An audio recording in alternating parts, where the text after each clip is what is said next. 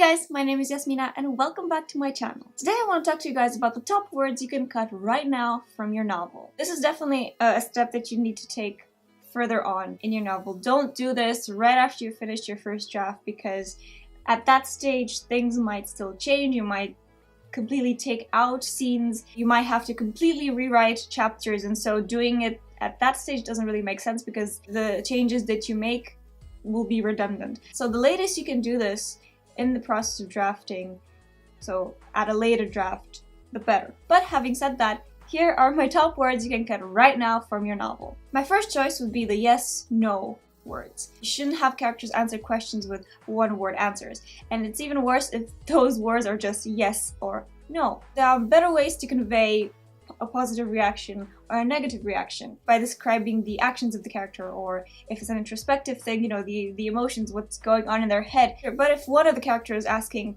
are you okay? And the other character says yes, but they actually mean no, and you convey that through their emotions or through their actions, that's okay. However, filter through your novel and find all of the yes and no's and see if they really make sense. In general, it's a much better idea to replace the yes and no with something else, with a proper sentence, with a proper response that still conveys that message, because that's just so much more interesting than just saying yes and no. Next are the dreaded filter words. If you don't know what filter words are, these are the words that kind of filter the perspective of the character. So words like thought, knew, decided, realized, heard, saw, things like that, most of the time you don't need to actually say. This creates distance from the character to the reader. And so instead of saying he saw the door closing, you could just say the door closed. Or even worse, he thought that this was true. It's much better to just say this was true, because you're in the character's perspective. And so any way you can shorten that distance between the character and the reader is generally a good idea to do so, and filter words are one of the first things that you should look at. So search for these in your document, see where they appear, see if they're necessary. Most of the time they're not, and you can just replace them, with the actual action. I'll provide a link in the description with a list of more filter words, because they're more than just the ones I've mentioned briefly here. The third category is unnecessary adverbs, or the LI adverbs. They're not just LI adverbs, but things that we use in normal speech to emphasize what we're saying. So very, just, actually, really, anyway, basically, literally. These words most of the time in storytelling are not necessary, and they will peg you as an amateur writer, unfortunately, because if you have to say something was very bad instead of just saying something was bad, or even better, showing us that something is bad, there's always a much better way to say it or show it than to use these adverbs. And so in general, we know that adverbs tend to be bad. That's not always true. Adverbs can be very impactful, but only if they're used sparingly, and then they will have the impact that you want them to have. For these emphasis kind of words, you can just cut them straight out and the sentence should still make sense. Next is the dreaded was, or to be, or passive voice. When I draft, I definitely rely heavily on was structures. This is fine in drafting, but it doesn't make for very compelling writing. So when you edit, you should really make a search for all of the instances where you used was or is. One of the main reasons we want to replace was with an active verb is this difference between active and passive voice. Passive voice would be the man was bitten by the dog, but if you change that into active voice, is the dog bit the man. So we stripped out that was and replaced it with an active verb instead.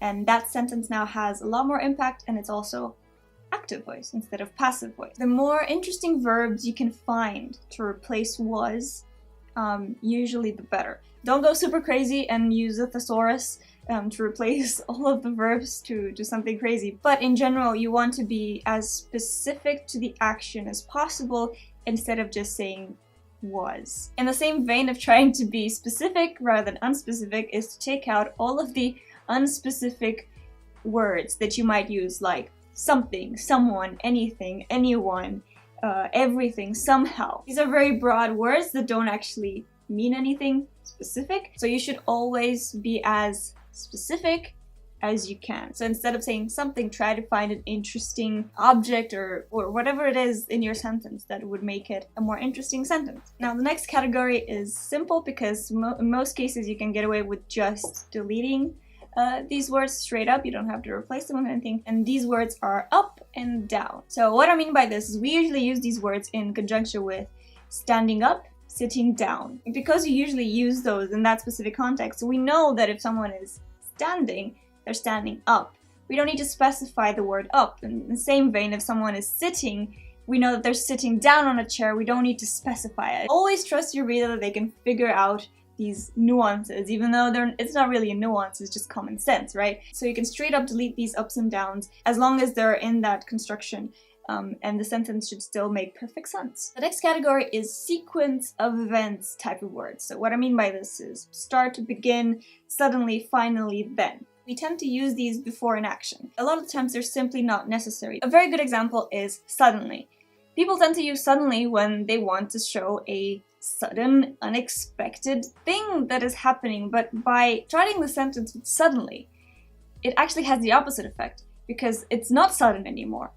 Do you see my point? If you say suddenly this happened, it makes the unexpected thing redundant because you already said suddenly, and the reader already expects that something unexpected, something sudden will happen. So it's much better to just delete these and let the actions speak for themselves. You know, same with started, began, then. And we try to describe a sequence of events and we say, you know, the character did this, then they did this, then they did this. We don't really need to know that that was the order. You can just replace it with and most of the time, or split it up into a few sentences, or just generally don't string so many sequences of events together, because that's not really fun to read. Next word is that. Search for this word, read the sentence, try to read it without that in, and most of the time you will find that it will still make perfect sense even when you take that out. And the last category of words that I want to talk about is personal repetitive words. As a writer, you tend to notice eventually that you overuse certain words,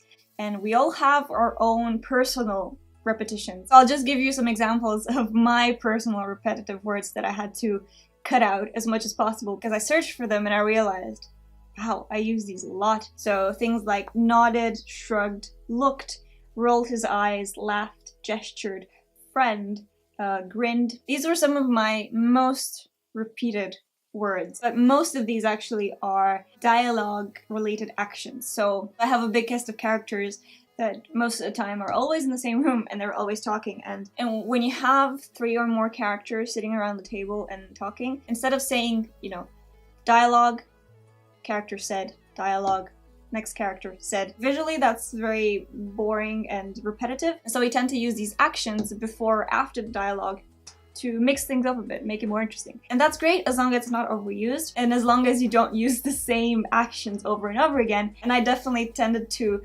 default to character nodded or character shrugged dialogue. So in order to find your personal repeated words, or in general any of the words that I've talked about today, there are different tools that can help with that. So there's things like wordcounter.com, where you insert a big chunk of text, maybe even your whole manuscript, and it will create word clouds of your most used words. So if you spot that one of them is one of these words that you can easily cut out, or something that you notice now that you use a lot, so your personal kind of repeated word, then you can go into your Word doc or your Scrivener file and then do, you know, Control F, or just search, find and replace. Don't just replace with something because usually that doesn't work. But then search for those words individually and read all of the instances that they appear in. Just take it one by one and try to fix them, try to take them out or try to replace them. And I promise you that after you do this, your prose will be a lot tighter, a lot nicer, a lot easier to read, and not bogged down by all of these unnecessary words